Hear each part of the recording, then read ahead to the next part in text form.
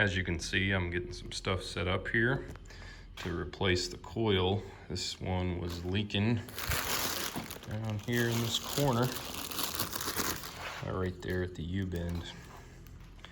I do have videos on fixing those, but especially when they start to look like this, look like that, it's better just to replace them. You know, you can fix a leak here and another one pops up here and so on. So, unfortunately, these don't come ready from the factory. I highly recommend that you order all the guts out here. These are separate part numbers. This, that, and the coil. But we're gonna be doing some pretty delicate brazing. This is thin copper, super easy to burn through. And so I'll get to show a few things. I'm gonna try to get you set up where you can see what I'm doing, and then I'll talk a little bit about the techniques once you get a chance to see it. I'm gonna use Harris blockade because it's been a while since I've looked at the numbers, but I'm like 99% sure this has a lower melting point. And so it flows a lot better. All of the, like, you know, hose adapters and all that crap that I've done videos on, the stuff that I've made, I use blockade. It's really great for brass. It actually, once you clean it up, kind of looks like brass. So this is 0% silver. It's still got the phosphorus, so you don't need a flux, but it flows a lot better. And as such, it's not as good at filling gaps, but it's going to be great for laying in here because we're not really trying to fill gaps. If you are trying to, you know, make something work where you got gaps or kind of the wrong size fittings and you've got things sort of pinched together, 15, Silphos 15, that's your best friend there. And that's kind of why it's become industry standard. But there's a lot of other advantages to other types of braze that I don't feel like are talked about enough. But I'm gonna get you set up. We're gonna do it. I'll show the technique and then I'll kind of discuss exactly what I was doing.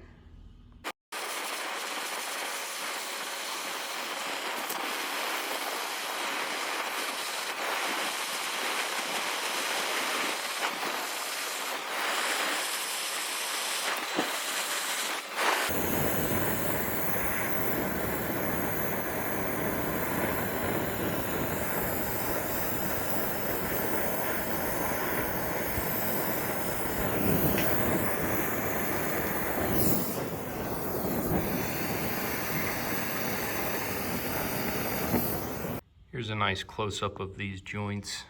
I did miss a spot right there, so I'm gonna hit that again, but the rest of them turned out real nice.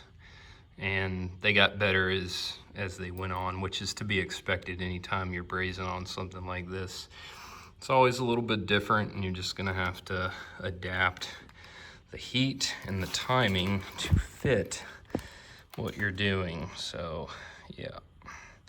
But in general, hopefully you could see how well that blockade flows, so that I was able to put the blockade here and use the heat to draw it around. There's that spot I missed, so I'm gonna have to touch that up. But in general, you saw me touch the rod here after the surface got hot and you saw the braze bead up, okay? Now, you really cannot braze by melting the braze with your torch, but that's not what I'm doing. I'm melting a little braze here to act as a heat indicator. So when I see it start to flow, and if I notice that, and hopefully you could see there were times where it was flowing this way and not that way, then I know that I needed to direct my heat down. But I didn't want to, from the start, direct my heat down into this plate. I wanted to try to get it as hot as possible up in here and then start to move the heat down until I see the braze take a seat inside of this little flare here. Okay, so that's what I was doing, and then I was laying enough in the joint that I could bring the heat around and watch it wrap around. And once it wrapped around, it was done.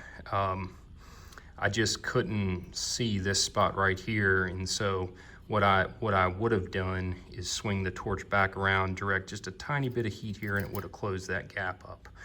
So I'm gonna do that, and this one here turned out the best. Here's a close-up of that joint. Honestly, looks brazed from the factory, doesn't it? I want to make a point about this blockade. This is a gap here, but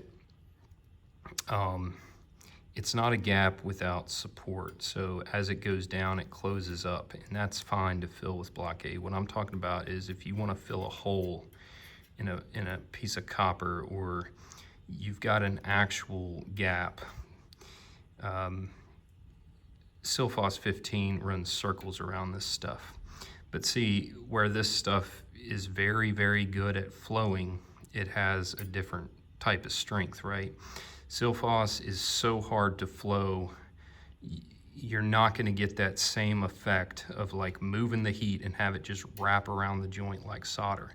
This stuff behaves much more like soft solder than it does Braze when you're used to like Silphos 15 or something. So I'm still gonna use this even though we have this gap, and we're just gonna fill these little cups up. Okay. Here's how these turned out, and you can see that brass look that I was talking about, and that's how the gap was filled. So you can see in general there's a lot less surface tension to the braze once it's a liquid, and that's why you're gonna get that little, like more of a cup, whereas if that was Silphos, I could build that all the way out. In fact, I mean, you can build Silphos out, I could build it out 2 or 3 inches. Real bird turd style, you know? So anyways, that's that. Let's put it under pressure. I'll just throw this in for free. Anyways, you can go to Harbor Freight and get these O-ring kits. This one I think I got off of Amazon. This is a Harbor Freight kit right here. If you don't know, I think this is Buna-In or something, but it's kind of like generic O-ring material.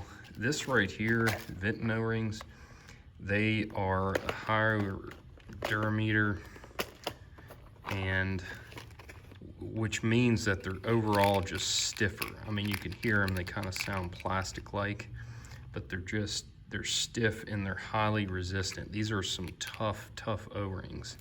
And you'll find these seals in like chemical sprayers and stuff that needs to have tons of resistance to a bunch of different things. These are not as good. This is like an automotive O-ring here. They tend to be resistant to like your automotive oils. So what I'm doing here is just making these adapters so that I can just tighten them on by hand. And I've found, now I wouldn't necessarily trust this under tons of pressure. Actually, I am gonna trust it on this pressure test, but I mean, like, I wouldn't leave it in service. But if you can find an O-ring that fits close to that seat, they normally seal really, really well. So something like that is going to screw finger tight, and it'll feel a lot like a hose end where you feel something kind of mushy in there, and then you just tighten it till you get like some resistance and then stop. You don't want to, you know, overdo it, but I've found that that really does help just seal things up tightly. The brass to brass connections are not that good, and in fact, even though I've had it work out in the past, I was just having some trouble getting it sealed up so I could pressure test this coil. So I've been lazy and not found the O-rings I need for this little adapter set. So I just figured I'd get them out and find the ones that work. And then once you keep these stacked together, it holds the O-rings in pretty nicely. Here's an example of one I've had in use for a pretty long time. Nope. Nope. Guess I better throw some O-rings in that one.